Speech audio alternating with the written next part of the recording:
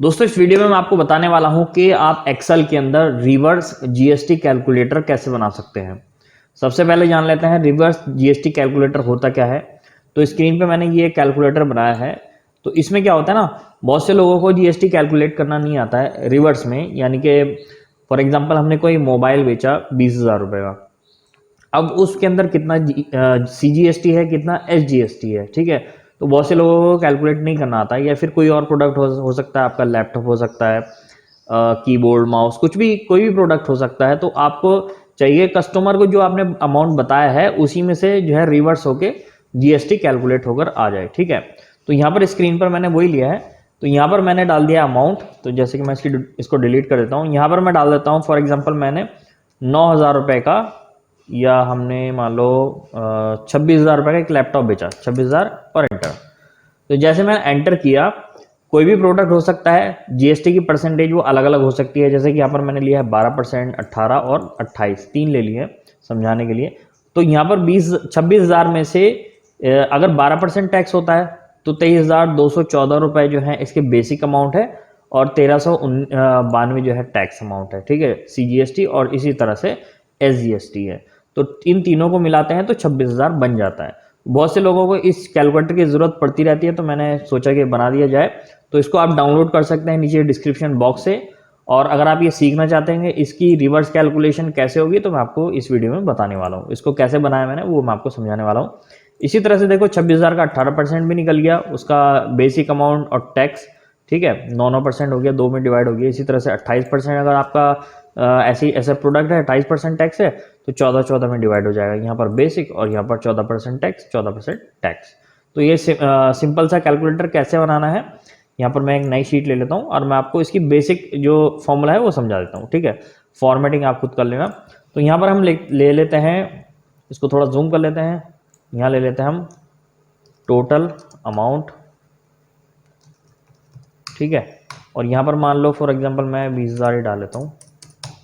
अब यहाँ पर हमें एक हम ले लेते हैं 12%, एक 18, एक 28। आपकी कोई और सी परसेंटेज है तो आप वो ले लेना।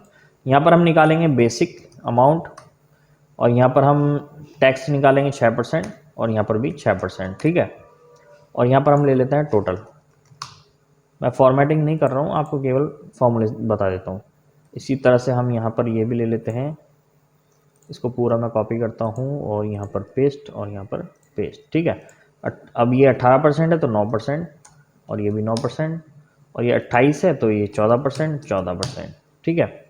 तो ये हमने बना दिया। अब यहाँ पर बेसिक अमाउंट निकालने के लिए हम एक फॉर्मूला लगाएंगे, बहुत छोटा सा है, इक्वल टू दिस 20,000 का, और डिवाइडेड बाई कितने से डिवाइड करना है। अब यहाँ पर अगर 12 लिखा हुआ है तो आपको डिवाइड बाई 112 करना है, 112, और फिर गुणा करना है 100 से, ठीक है, और एंटर। तो यहाँ पर ये बेसिक अमाउंट इसका निकल कर आ जाएगा।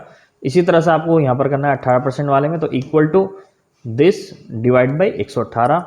अब यहाँ पर 18 है तो 118 करना पड़ेगा, और गुणा कर देंगे 100 से, तो ये बेसिक आ गया है। इसी तरह से हम 28 वाले को करते हैं, तो इक्वल टू दिस और डिवाइड बाई 128, क्योंकि 28% है, और गुणा 100। तो ये बेसिक अमाउंट निकाल कर हमें दे देगा।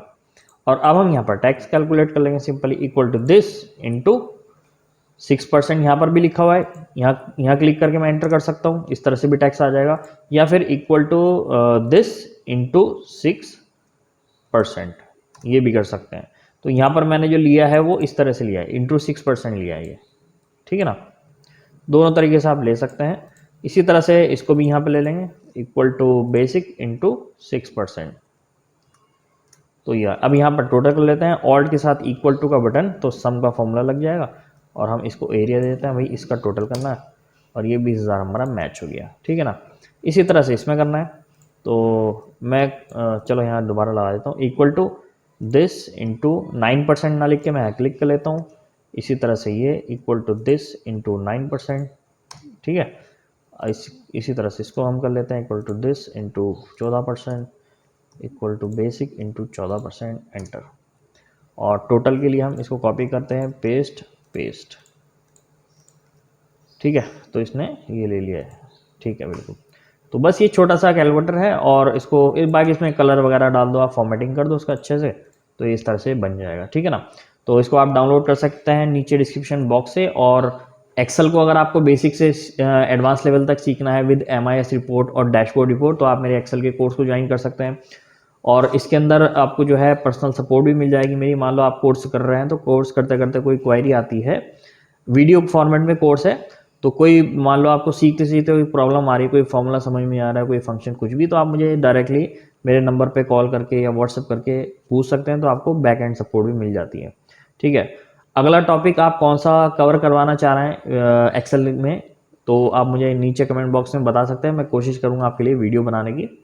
और चलिए दोस्तों, मिलते हैं आपसे नेक्स्ट वीडियो में, तब तक के लिए take care and good bye.